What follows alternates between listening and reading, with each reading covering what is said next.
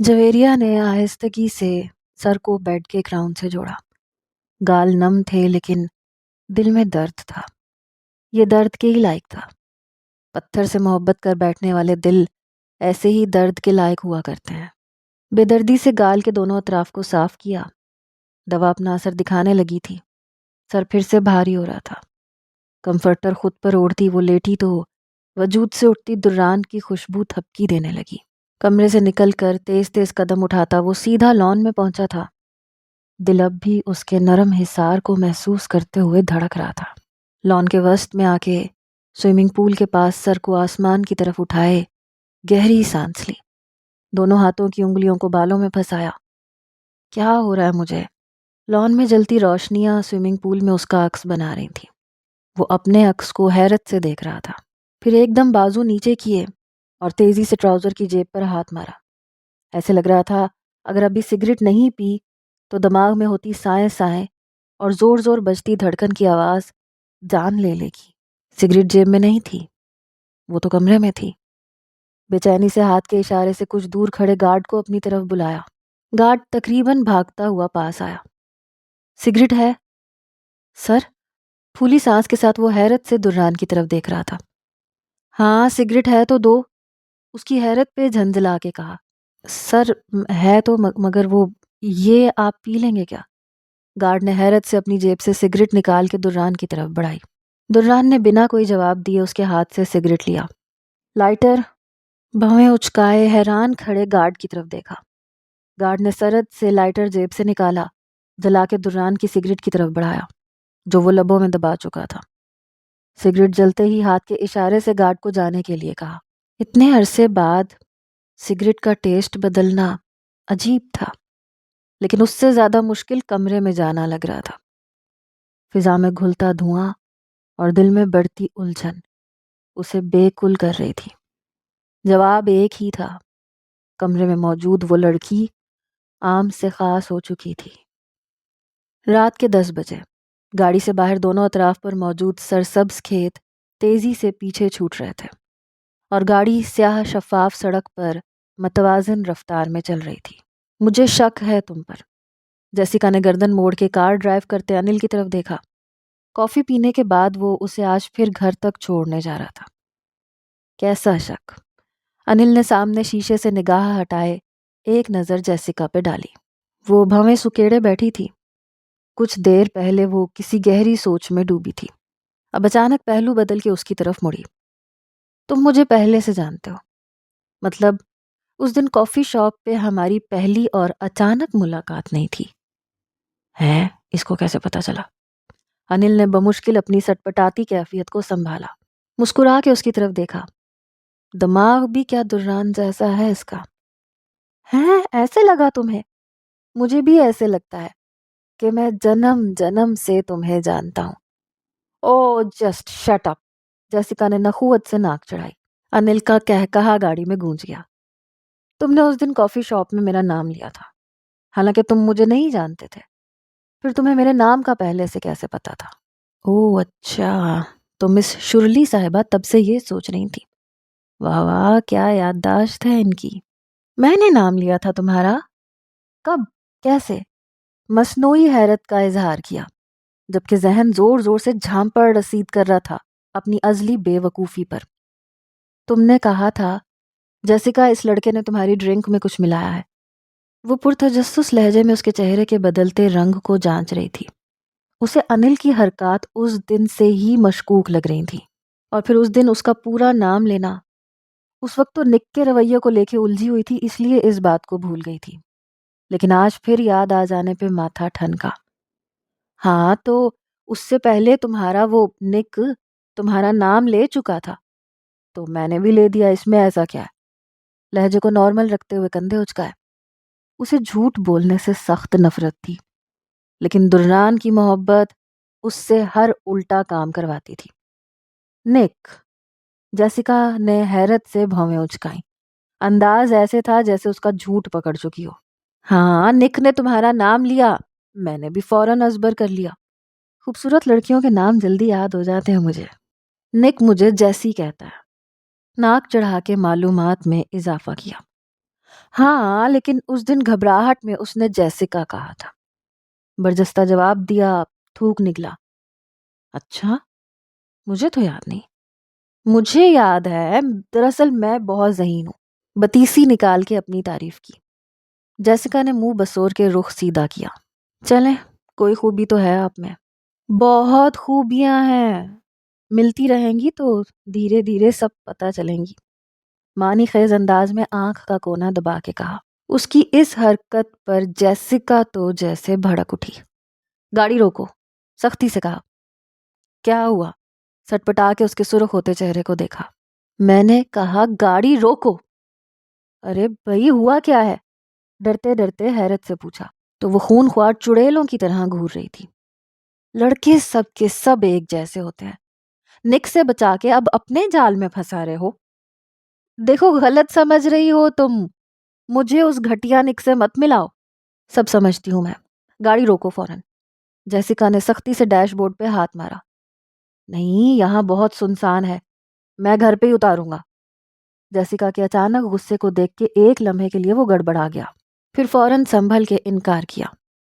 وہ دانت پیستے ہوئے سیدھی ہوئی اور سینے پہ ہاتھ باندھے کھڑکی سے باہر دیکھنے لگی۔ دران، تیرے چکر میں عزت کا فالودہ بن رہا ہے، دانت پیستے ہوئے سوچا اور سر جھٹک کے گاڑی کی رفتار بڑھا دی۔ روز کے معمول کے مطابق کانوں میں پڑتی تلاوت کی آواز پہ اس نے دھیرے سے آنکھیں کھولیں۔ وہی پلنگ، وہی در و دیوار جسے وہ مسلسل پچھلے 5 دنوں سے ہر صبح آنکھ کھلنے پہ دیکھتا تھا۔ اسے لاہور میں اور اس گھر میں آج 5واں دن تھا۔ سر کی چوٹ جلدی ٹھیک ہو گئی تھی لیکن ٹانگ کی چوٹ میں تکلیف زیادہ تھی۔ بڑے میاں جن کا نام احمد بیگ تھا، وہ نہایت پرخلوص، شائستہ مزاج اور نیک انسان تھے، جن کی شفقت نے 5 دن کے اندر ہی دران کی سوچ بدل کے رکھ دی تھی۔ وہ جو بچپن سے مولوی طبقے سے متنفر تھا، احمد صاحب کی شخصیت نے اس کی نفرت کو محبت میں بدل دیا تھا۔ ہر جگہ، ہر شعبے سے تعلق رکھنے والے لوگ اچھے اور برے ہوتے ہیں، لیکن بعض اوقات وہ شعبہ اتنا حساس ہوتا ہے کہ اس میں موجود چند برے لوگ چند ذہنوں پر غلط چھاپ چھوڑ دیتے ہیں۔ ایسا ہی کچھ اس کے ساتھ ہوا تھا۔ بڑے میاں روز صبح 6 بجے سے 7 بجے تک برآمدے میں بیٹھ کے تلاوت کرتے تھے اور اس کی آنکھ پہلی آیات پر ہی کھل جاتی تھی۔ ہر بار کی طرح جسم کے رونگٹے کھڑے ہونے لگتے اور دل کو ایک انجانا سا سکون ملنے لگتا۔ وہ آہستگی سے پلنگ پہ اٹھ بیٹھا، کمبل ہٹا کے زخمی ٹانگ باہر نکالی۔ زخم بہت حد تک سوکھ چکا تھا۔ پلنگ کے نیچے پڑی چپل کو پاؤں میں پھنسا کے چھوٹے چھوٹے قدم اٹھاتا کمرے کے دروازے تک آیا۔ احمد صاحب جو محو تلاوت تھے، کسی کے پاس آ کے کھڑے ہونے کے احساس سے آیات کے اختتام پر موندی پلکیں کھولیں۔ دران دروازے کے پٹ پہ ہاتھ رکھے کھڑا تھا۔ ارے واہ واہ، ماشاء اللہ، ادھر آؤ۔ دران کو یوں آج باہر دیکھ کر وہ پرجوش ہوئے۔ بشاشت سے مسکراتے سامنے لگی کرسی کی طرف اشارہ کیا۔ درد کیسی ہے؟ جی، کافی بہتر، دران نے سنجیدگی سے جواب دیا اور کرسی پہ براجمان ہوا۔ وہ خوشی سے چمکتی آنکھوں کے ساتھ اسے دیکھ رہے تھے۔ بہت خوب، بہت خوب، چلو چائے بناتا ہوں تمہارے لیے۔ کرسی کے بازوؤں پہ وزن دیے وہ اپنی جگہ سے اٹھے۔ دران نے سرت سے بازو تانے روکا۔ نہ، نہیں۔ احمد صاحب نے حیرت سے اس کی طرف دیکھا۔ وہ کچھ کہنا چاہ رہا تھا لیکن کچھ جھجک تھی شاید۔ وہ خاموش رہے کیونکہ دران کے منہ سے خود سننا چاہتے تھے۔ میرا مطلب ہے آپ پہلے تلاوت مکمل کریں، دران نے آہستگی سے کہا۔ وہ مسکرائے اور چمکتی آنکھوں کے ساتھ کرسی پر پھر سے بیٹھ گئے۔ مجھے سننی ہے تلاوت، آپ کی آواز بہت خوبصورت ہے۔ دران نے بات مکمل کی اور جھکا سر اٹھا کے ان کی آنکھوں میں دیکھا۔ پر نور سا چہرہ اور دل کو طمانینت بخشتی مسکراہٹ۔ وہ بہت پروقار شخصیت کے مالک تھے۔ ارے نہیں بیٹا، میری آواز کا کوئی کمال نہیں ہے، اللہ کا کلام خوبصورت ہے، اسے کوئی بھی دل سے ادا کرے ایسے ہی لگے گا کہ اس کی آواز خوبصورت ہے۔ نہیں، میں نے آج سے پہلے اتنی سحر انگیز تلاوت نہیں سنی۔ دران نے نگاہیں ان کی آنکھوں میں گاڑتے ہوئے وثوق سے تعریف کی۔ وہ خاموشی سے دران کو گہری نظروں سے دیکھ رہے تھے۔ چند لمحے کی خاموشی کے بعد ان کی آواز گونجی۔ سیکھنا چاہتے ہو؟ بہت گہری مسکراہٹ تھی۔ دران اپنی جگہ پہ ساکن ہو چکا تھا۔ وہ سوال پوچھ رہے تھے اور اس کے ذہن میں کتنی ہی آوازوں کی بازگشت گونجنے لگی تھی۔ وہ منتظر نگاہیں جمائے بیٹھے تھے۔ دران نے اس بات میں سر ہلا دیا۔ دن کو الوداع کہتی ایک اور شام بیورلی ہلز میں سائے پھیلا رہی تھی۔ پہاڑوں کی اوٹ میں چھپ کے غروب ہونے سے پہلے نارنجی سورج اپنی ترچھی کرنوں سے آس پاس کے آسمان کو رنگ رہا تھا۔ دران ولاس کے اس کمرے کی یہ دیوار جو شیشے کی بنی تھی، سفید برآمدے اور نیلے پانی والے سوئمنگ پول سے آگے، اس سارے منظر کو واضح کرتی ہوئی کسی سینری کا منظر پیش کر رہی تھی۔ کمرے کے وسط میں لگے بیڈ پر وہ گھٹنوں سے ذرا اوپر تک ہلکے نیلے رنگ کے کمفرٹر کو اوڑھے بیڈ کراؤن سے ٹیک لگائے ہوئے تھی۔ گود میں دھری کتاب پہ نظریں جھکی تھیں۔ دونوں اطراف کے گال کی ابھری ہڈیاں اور چہرے کی پیلاہٹ بیماری کے بعد کی کمزوری کی عکاس تھی۔ آنکھیں کھولتی تو یوں لگتا چہرے پہ اب یہ بڑی بڑی آنکھیں ہیں صرف۔ یہ سیاہ گاؤن نما فراک تھا جس پہ سرخ پھول بنے ہوئے تھے، جس کے اوپر وہ سرخ شال کو بڑے سلیقے سے کندھوں پہ ڈال کر لپیٹے ہوئے تھی۔ طبیعت کو سنبھلے 2 دن ہو چکے تھے۔ 1 ہفتہ اور 3 دن کے بعد اس کے بہت اصرار پہ نرس کو رخصت کر دیا گیا تھا، جبکہ ڈاکٹر ابھی بھی معائنے کے لیے آتا تھا۔ دوا کی مقدار اب کم ہو گئی تھی، جس کے باعث سر کا بھاری پن بھی کم ہو گیا تھا۔ طبیعت بہتر ہوتے ہی وہ نماز اور قرآن کی پابندی کرنے لگی تھی، جس سے دل پر موجود بھاری پن بھی بہت حد تک کم ہو گیا تھا۔ اللہ نے اسے نئی زندگی دی تھی، اور وہ اللہ کی اس بخشی ہوئی نعمت کا شکر ادا کرنے میں دیر نہیں کرنا چاہتی تھی۔ ابھی بھی عصر کی نماز کے بعد سے اب تک وہ بڑے انہماک سے کتاب پڑھنے میں مصروف تھی۔ اچانک بیرونی دروازہ کھلنے کی آواز پہ سر اٹھایا۔ دران کمرے میں داخل ہو رہا تھا۔ ایک سرسری نگاہ ڈال کے پھر سے سر کتاب پہ جھکا دیا۔ پچھلے 1 ہفتے سے دونوں کے درمیان اسی خاموشی کا راز تھا۔ گہری میرون لیدر جیکٹ کے نیچے سفید ٹی شرٹ اور نیلی جینز پہنے وہ آج معمول کے برخلاف تازہ دم لگ رہا تھا۔ اس کی وجہ شاید آج شوٹنگ سے جلدی پیک اپ کر جانا تھا۔ دوپہر کو پیک اپ کے بعد وہ انل کے ساتھ شاپنگ کے لیے نکل گیا تھا۔ ہاتھ میں پکڑے پیکٹ کو دوسرے ہاتھ میں منتقل کرتے وہ ڈریسنگ روم کے بجائے بیڈ کی طرف بڑھ رہا تھا۔ چند سیکنڈ کے بعد ہی وہ جویریہ کے سر پہ کھڑا تھا، جو معمول کے مطابق اس کے وجود سے بے اعتنائی برتے کتاب میں محو تھی۔ دران نے کچھ دور رکھی کرسی کو پاس کیا اور بیٹھ گیا۔ وہ اب خاموشی سے اسے دیکھ رہا تھا۔ دران کی خود پہ پڑتی مسلسل نگاہ کی وجہ سے وہ زیادہ دیر کے لیے لاپرواہی نہیں برت سکی۔ الجھ کر سپاٹ چہرہ اٹھا کے اس کی طرف دیکھا۔ انداز ایسے تھا جیسے پوچھ رہی ہو جی کہیے کیا کہنا ہے۔ تو وہ تو جیسے اس کے متوجہ ہونے کے انتظار میں تھا۔ کیسی طبیعت ہے؟ متوازن لہجہ اور بے تکلفی سے پوچھا۔ میرون جیکٹ میں کھلتا چہرہ اور بھورے بالوں کی یک طرفہ مانگ نکالے سورج کی کرنوں کے مخالف بیٹھا وہ اس حسین شام کا حصہ لگ رہا تھا۔ اچھی ہوں، سپاٹ لہجے میں جواب دیا۔ وہی بے رخی، وہی روکھا پن۔ یہ موبائل لایا تھا میں، پیکٹ جویریہ کی طرف بڑھاتے ہوئے کہا۔ بڑا اپنائیت بھرا لہجہ تھا۔ مجھے ضرورت نہیں ہے اس کی۔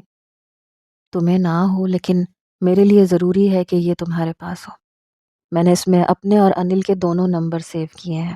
واہ کیا احسان کیا تھا جناب نے۔ جویریہ نے بنا کچھ کہے پیکٹ تھام کے میز پہ رکھ دیا اور بے رخی سے پھر کتاب پہ نگاہیں جما دی۔ دران ابھی بھی وہیں براجمان تھا۔ گو کہ دران کا بدلہ رویہ اس سے مخفی نہیں تھا، لیکن اسے اس کی ترس کھاتی نگاہوں سے بے چینی ہو رہی تھی۔ مانا کہ وہ اس کے رحم و کرم پہ تھی، لیکن وہ کمزور نہیں تھی۔ اگر وہ موت کے منہ سے واپس آ سکتی تھی تو اتنی مضبوط بھی تھی کہ سامنے بیٹھے اس شخص سے دیوانہ وار محبت کو اپنے اندر ہی دفن کر سکتی تھی۔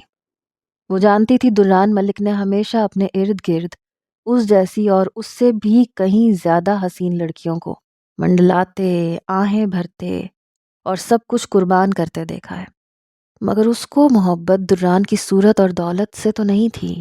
اس کی محبت اس کے ارد گرد منڈلانے والی لڑکیوں جیسی نہیں تھی۔ وہ تو محبت میں معرفت کے اس مقام پہ تھی جس کو شاید دنیا والے عشق کا نام دیتے ہیں۔ عشق میں عاشق کو محبوب سے واپسی محبت یا چاہت مطلوب نہیں ہوتی۔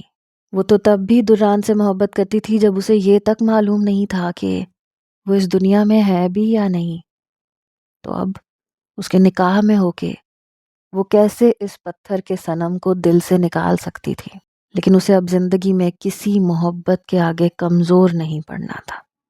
ماں باپ کی محبت میں ایک دفعہ کمزور ہو کے اس نے اللہ کو بھلایا تھا، لیکن اب دران کی محبت میں کمزور پڑ کے وہ اپنی خودداری اور مان کو نہیں گنوانا چاہتی تھی۔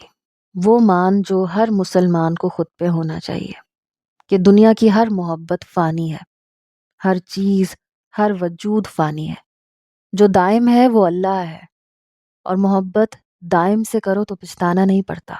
اسے بھی بے شک دران سے بہت محبت تھی، لیکن اللہ کی محبت کے آگے وہ اس جیسی ہزاروں محبتوں کو چھپا سکتی تھی۔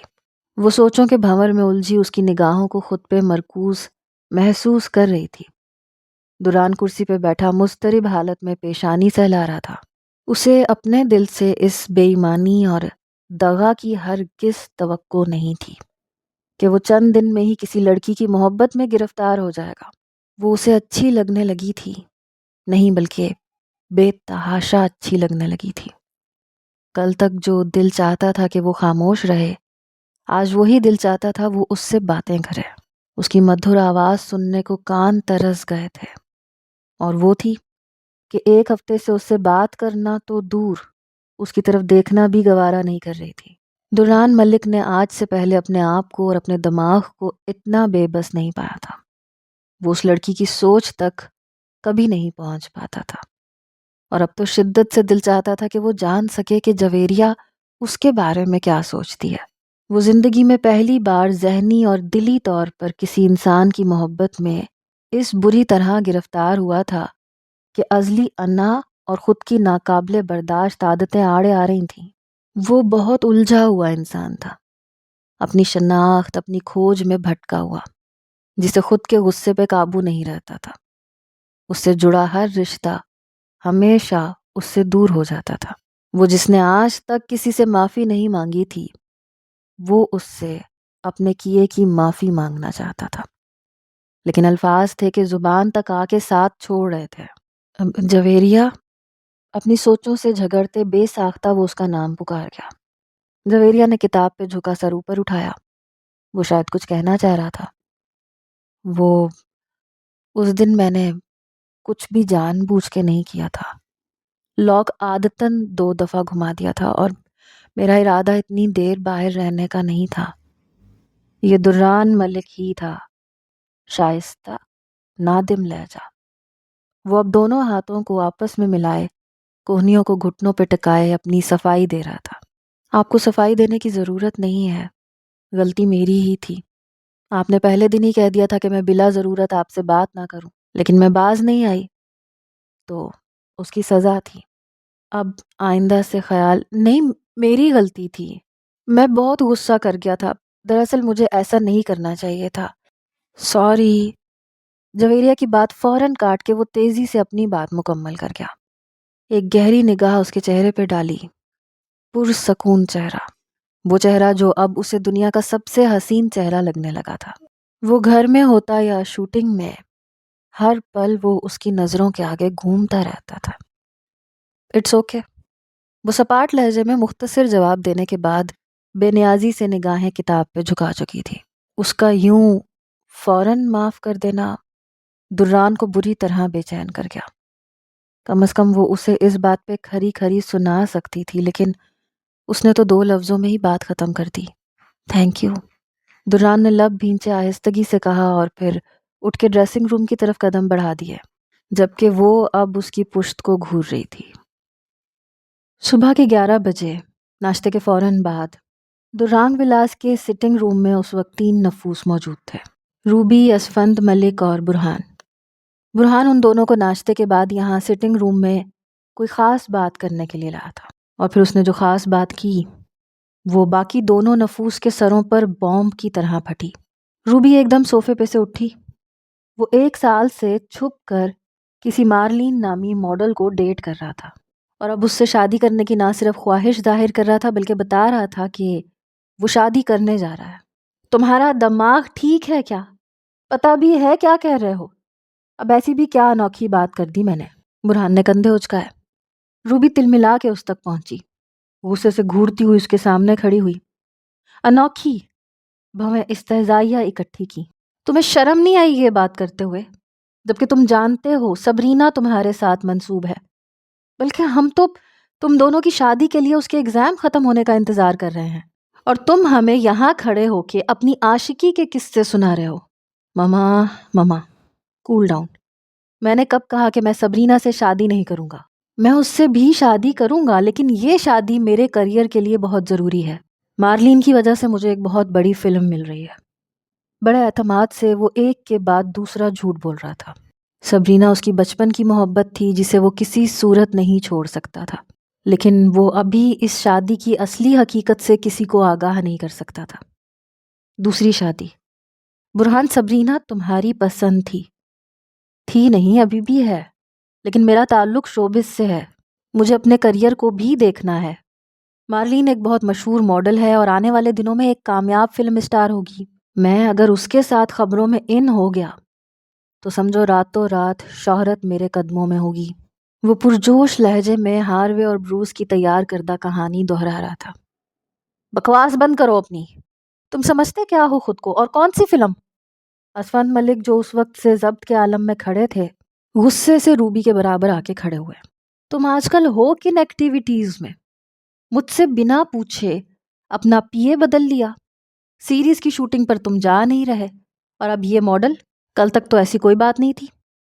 ہو کیا گیا ہے تمہیں؟ میں اب ٹی وی ایکٹر بن کے نہیں رہنا چاہتا بابا۔ میں نے ایک فلم سائن کی ہے، اور آپ دران کو تو کچھ نہیں کہتے۔ اس نے بھی تو یوں اچانک شادی کر لی اپنی مرضی سے۔ گردن اکڑا کے نخوت سے منہ پھیرتے ہوئے کہا۔ اب کی بار اسفند ملک کی پیشانی پر حیرت کے شکن نمودار ہوئے تھے۔ روبی کا تو منہ کھل گیا تھا۔ دران ہمارا بیٹا نہیں ہے، سمجھے؟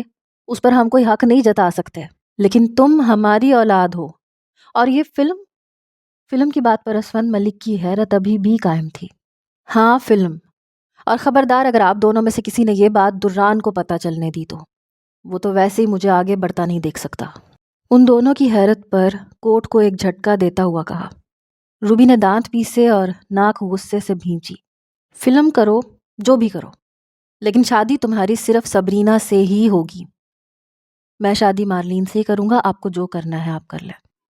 وہ ترکی بترکی گردن اکڑا کے جواب دیتا باہر نکل گیا۔ روبی نے فوراً سر کو ایک ہاتھ سے تھام لیا۔ اف، یہ لڑکا، اب میں سونیا کو کیا منہ دکھاؤں گی؟ کچھ نہیں ہوگا، بے فکر رہو۔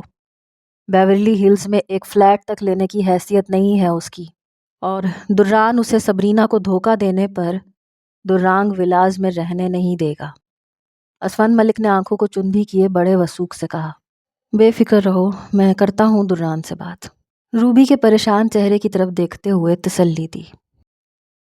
فون چھین اس منحوس سے۔ ایک زوردار دھکا پڑا تھا اور وہ لڑکھڑاتی ہوئی فرش پہ جا گری۔ ناک سے اور منہ سے خون بہہ رہا تھا۔ ہنا کا فون سننے کے بعد وہ کچھ دیر تو گومگو کی کیفیت میں کھڑی کی کھڑی رہ گئی تھی۔ ہنا اسے یہاں سے بھاگنے کے لیے کہہ رہی تھی۔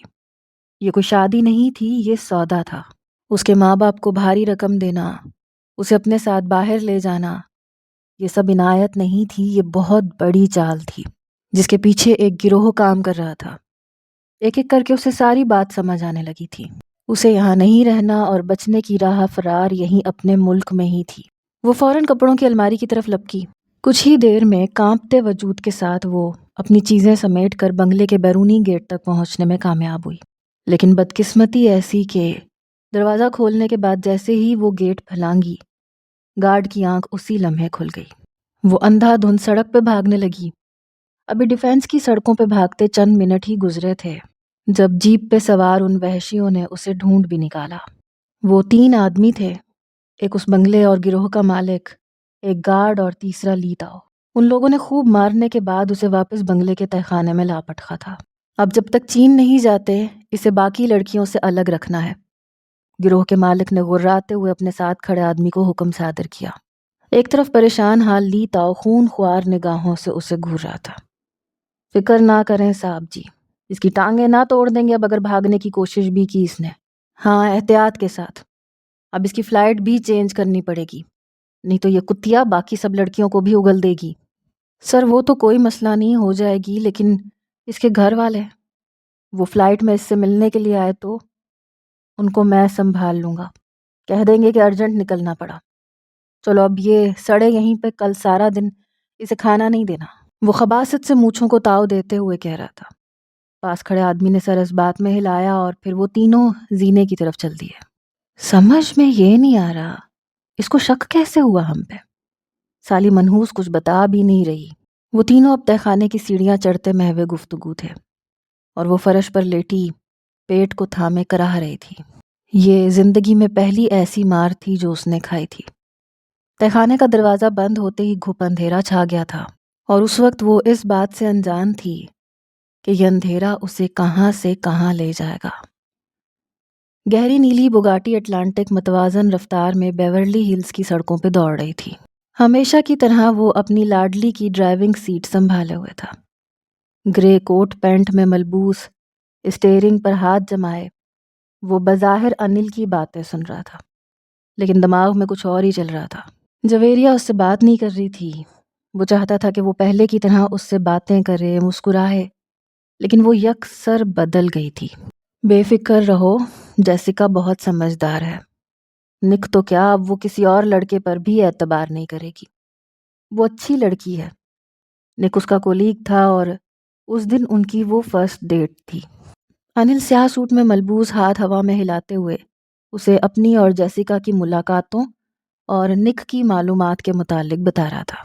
ویسے دماغ بہت تیز ہے اس کا بھی۔ شک کر رہی تھی مجھ پہ کہ تم جانتے ہو مجھے پہلے سے۔ ارے میں تو ڈر گیا کہ پکڑ لیا اس نے، کہ ہم ہی ہیں جو ہر مہینے پیسوں کا پیکٹ اس تک پہنچاتے ہیں۔ بات کرتے کرتے وہ دران کی طرف گردن موڑے ہنسا، لیکن اس کی پیشانی پر بل اور اترا ہوا چہرہ دیکھ کر انل کی ہنسی کو فوراً بریک لگی۔ دران کیا ہوا؟ فکر مندی سے پوچھا۔ دران نے جواب دینے کے بجائے بس ایک نگاہ ڈالنے پہ اکتفا کیا۔ اسے کیا بتاتا کہ دل نے ایسی کی تیسی کر رکھی ہے۔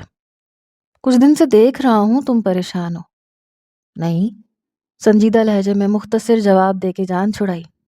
ہو تو اب مجھ سے تو نہ چھپاؤ، کیا بات ہے؟ تم نے خود ہی تو بتایا تھا کہ جویریہ نے معاف کر دیا ہے، پھر اور کیا بات؟ ایسی کوئی بات نہیں ہے، بلا وجہ کے وہم مت پالو، اور پلیز ابھی کوئی مما ڈیڈی نہ بننا میرے۔ اوکے اوکے، غصہ مت کر۔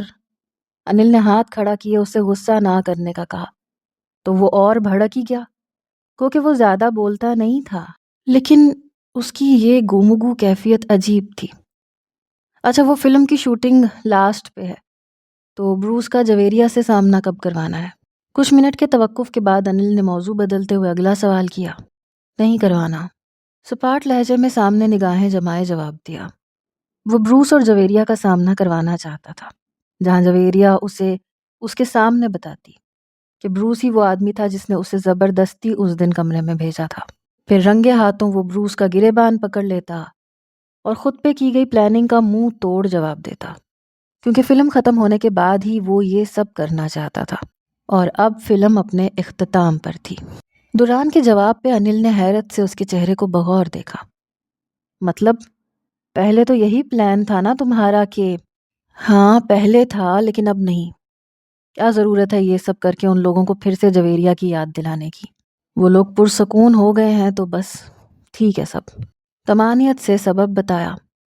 وہ اب جویریہ کو کسی طرح بھی استعمال میں نہیں لانا چاہتا تھا۔ محبت بھی عجیب مرض ہوتا ہے۔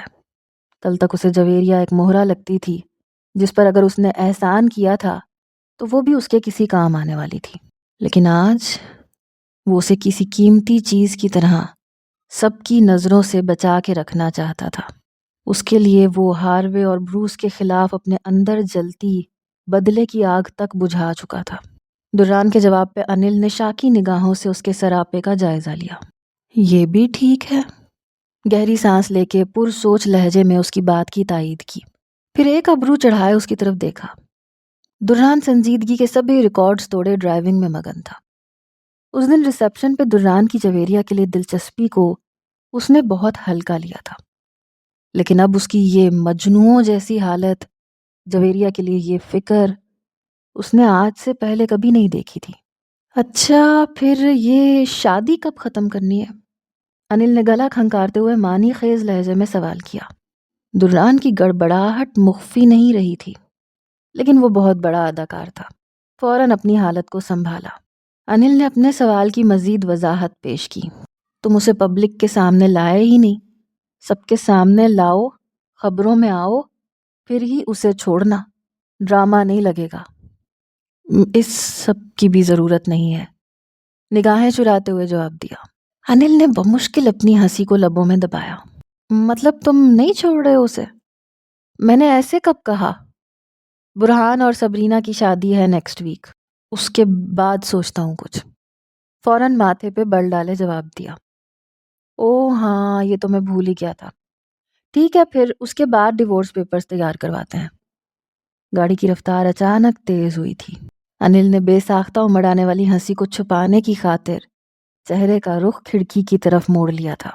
دران ملک عرف درانگ، بے شک تمہارا یہ جگری تمہاری طرح سب کی سوچ پرکھنا نہیں جانتا، لیکن جانے من جانے جگر تمہارے دل میں کیا چل رہا ہے یہ جاننا انل یوسف کے بائیں ہاتھ کا کھیل ہے۔ سڑک پہ بھاگتی دوڑتی ٹریفک پر نگاہیں جمائے وہ اپنی دل فریب مسکراہٹ کو گہرا کر گیا۔ سیاہ گاڑی سست روی سے درانگ ولاس کے کھلے گیٹ سے اندر داخل ہو رہی تھی۔ گرے رنگ کے بند گلے والے سویٹر میں ملبوس وہ گاڑی کی پچھلی نشست پہ براجمان تھا۔ آج اس نے دوپہر کو ہی زبردستی شوٹنگ کا پیک اپ کروا دیا تھا۔ انل کو کچھ شاپنگ کرنی تھی، اسے مارکیٹ میں چھوڑنے کے بعد وہ سیدھا گھر آ گیا تھا۔ وہ موبائل پر نگاہیں جمائے بیٹھا تھا جب ڈرائیور نے اس کی طرف کا دروازہ کھولا۔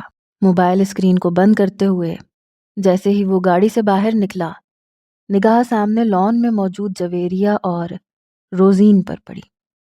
قدم وہیں ٹھٹک کے رکے۔ محترمہ بھورے رنگ کے لمبے کوٹ میں ملبوس، سر پہ اسکارف اوڑھے، مزے سے سوئمنگ پول کے قریب لگی کرسی پہ براجمان روزین کی کسی بات پر مسکرا رہی تھیں۔ جہاں دران کے چہرے کی سختی بڑھی وہیں پیشانی پہ فکر مندی کے بل پڑے۔ فریڈ نے ابھی اسے کمرے سے باہر کے درجہ حرارت میں نکلنے سے منع کیا تھا۔ اس کے دماغ کی جھلی ابھی اتنے زیادہ کم درجہ حرارت کو برداشت نہیں کر سکتی تھی۔ دران سختی سے لب بھینچے تیز تیز قدم اٹھاتا چند سیکنڈ میں ہی اس کی کرسی کے پاس آ کے اس کے سر پہ کھڑا تھا۔ وہ آج یوں اچانک دران کے جلدی آ جانے پہ گھبرا گئی۔ یہاں کیا کر رہی ہو تم؟ کمرے سے باہر کیوں نکلی؟ غصے میں بھرا وہ ایک ہی سانس میں تابڑ توڑ سوال کر گیا۔ پتہ ہے نا باہر کتنی سردی ہے، اونچی آواز میں ڈانٹا۔ جویریہ نے کانپ کے آنکھیں بند کیں لیکن اگلے ہی لمحے چہرہ پر اعتمادی سے اوپر اٹھایا۔ مجھے کمرے میں گھٹن ہو رہی تھی اور گرم کوٹ پہنا تو ہے۔ گھٹن مائی فٹ۔ وہ اب غصے سے روزین کی طرف پلٹا۔ روزین آپ کیوں لے کے آئی ہیں اسے باہر جب میں نے منع کیا تھا آپ کو کہ جتنا بھی کہیں ان کو باہر نہیں لانا ابھی؟ روزین نے گھبرا کے سر نیچے جھکایا۔ اس کا کوئی قصور نہیں ہے، اس پہ غصہ مت کریں، میں خود باہر آئی ہوں، اتنا کیوں چیخ کے تماشا کر رہے ہیں، کچھ نہیں ہوگا مجھے۔ جویریہ نے روزین کی شرمندگی پہ فوراً روب سے وضاحت دی۔ میں تم سے بات نہیں کر رہا۔ دانت پیسے غصیلی نگاہ اس پہ ڈالی جس کی جان اب بہت عزیز تھی۔ اور روزین آپ جب تک فریڈ پرمیشن نہیں دیتا یہ کمرے سے باہر نہیں آنی چاہیے، فوراً اسے کمرے میں لے کے آئیں۔ غصے میں بھاری ہوتی آواز میں ڈانٹ کے کہا اور پھر قدم داخلی دروازے کی طرف بڑھا دیے۔ اچھی دھون سے جیسے میں اور میری ہر سانس نواب کی غلام ہو۔ دران کی پشت کو غصے میں گھورتی وہ روزین کی طرف پلٹی۔ روزین، سو سوری، تمہیں میری وجہ سے۔ میم کوئی بات نہیں، بلکہ مجھے خوشی ہوئی سر کو یوں کسی رشتے کے لیے فکر مند ہوتے دیکھ کے۔ دراصل وہ آپ سے بہت محبت کرتے ہیں۔ روزین نے مبہم سی مسکراہٹ لبوں پہ سجائے کہا۔ ہاں، ناک پھلائے آہستگی سے ہنکارا بھرا۔ چلیں اندر چلتے ہیں، روزین نے ہاتھ کے اشارے سے چلنے کے لیے کہا۔ جب وہ کمرے میں پہنچی تو دران واش روم میں تھا شاید۔ غصے سے اس طرف گھور کے دیکھتی پیر پٹختی بیڈ پہ آئی اور بیٹھ گئی۔ یہاں کے ڈاکٹرز بھی عجیب تھے، 2 ہفتے ہونے کو آئے تھے، ابھی تک اتنی احتیاط۔ وہ تنگ آ گئی تھی۔ غصے سے اس حسین پنجرے پہ نگاہ گھمائی جہاں وہ قید ہو کے رہ گئی تھی۔ اچانک سے ناک میں خارش کا احساس ہوا اور پھر آنکھوں میں پانی اکٹھا ہونے لگا۔ اسے چھینک آ رہی تھی۔ جیسے ہی دران واش روم سے باہر نکلا وہ پورا منہ کھولے ہوئے تھی۔ آچھی!